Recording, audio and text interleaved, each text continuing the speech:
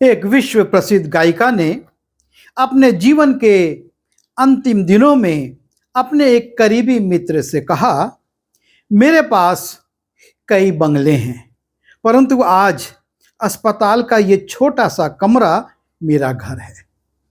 मेरे घर में विश्व की महंगी महंगी कारें हैं, परंतु आज मैं इस व्हीलचेयर से इधर से उधर आती जाती हूँ।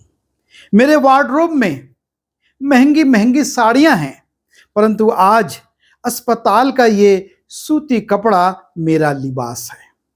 मेरे किचन में एक से एक व्यंजन बनते थे, पर आज अस्पताल का निर्धारित खाना मेरा भोजन है। और ये सच्चाई है। संसार के अमीर से अमीर, उच्च से उच्च पदधारी, ज्ञानवान लोग क्यों ना हो, पर उनके अंत की स्थिति यही होती है। बहुत कुछ रहता है, बहुत कुछ उनके पास जमा है, लेकिन काम में कुछ नहीं आता। और इसलिए यीशु मसीह कहते हैं, मत्ती रचित सुसमाचार उसके 16वें अध्याय के 26वें पद की पहली लाइन में, यदि मनुष्य सारे संसार को प्राप्त करे और अपने प्राण की हानि उठाए तो उसे क्या लाभ होगा। सारे संसार को प्राप्त करे, चीजों को प्राप्त करे, महंगी से महंगी वस्तुओं को प्राप्त करे, अच्छे से अच्छे घर उसके पास हो, सोना चांदी उसके पास हो, लेकिन यदि उसके प्राणों की हानि होगी तो उसको इन सब चीजों से क्या लाभ होगा। आज जवानों के लिए भी ये घटना एक चुनौती है। आज जवान पैसा कमाने के लिए, ऊंचे से ऊंचे पद पर जाने के लिए, संसार के आधुनिक से आधुनिक कुछ भी करने को तैयार हैं। आज बहुत सी मसीही बहनें पैसे वाले पुरुषों से विवाह कर रही हैं। वो ऊंची नौकरी को देखती हैं कि इनके पास अच्छे पद हैं, अच्छी नौकरी है, इनसे विवाह करना हमारे भविष्य के लिए सुरक्षित है।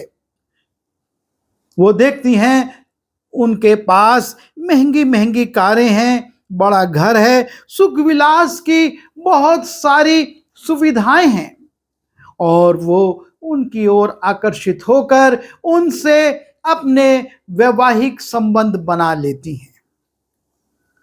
और वो ये बात पर विचार नहीं करते हैं, चाहे वो जवान युवक हो और चाहे वो जवान युवतियां हो, कि लोगों के पास बहुत सारी भौतिक वस्तुएं तो हैं, पर अनंत जीवन नहीं है।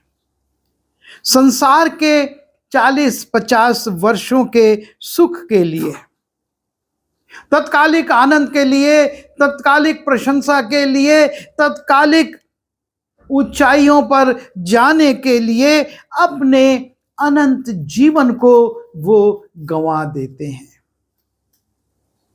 यीशु मसीह के बहुत से अनुयायियों ने जब यीशु मसीह से ये सुना कि मेरी देह वास्तव में खाने की वस्तु और मेरा रक्त वास्तव में पीने की वस्तु है, उन्होंने कहा ये तो नागवार है, और वो लौट गए।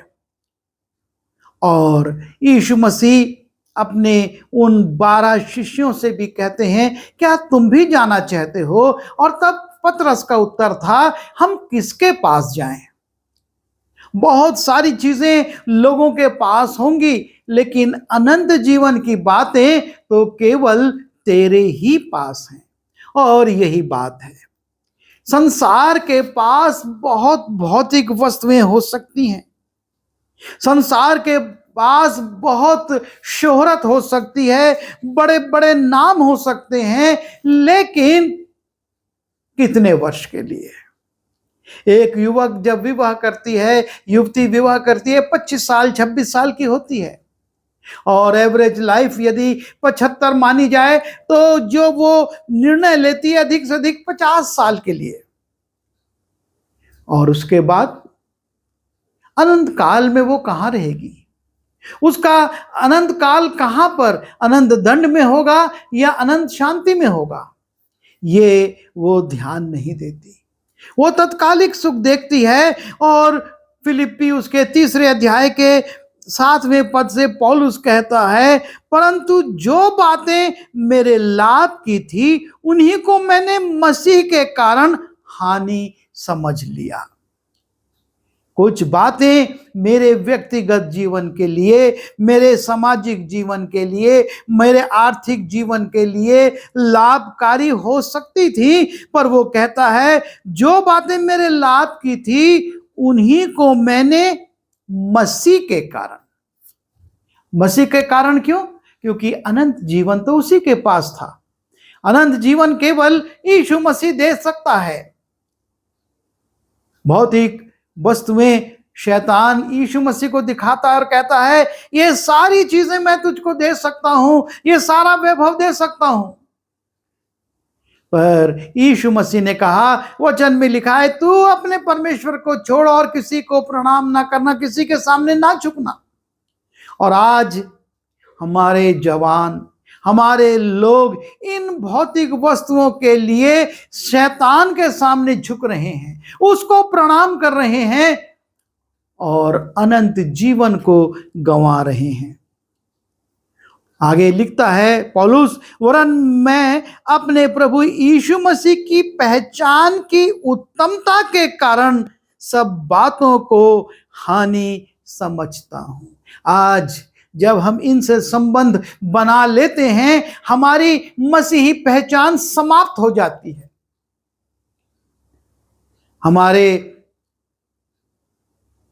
जीवन का जो रास्ता है वो बदल जाता है।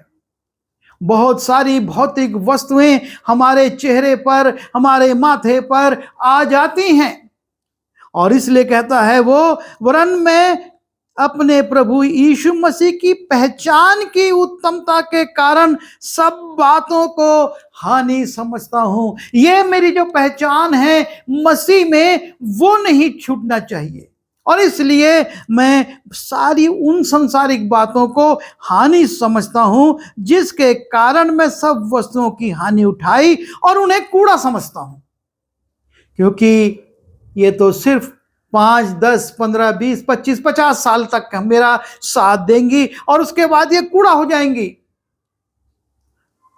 ना मैं कुछ लाया हूं और ना कुछ ले जा सकूंगा।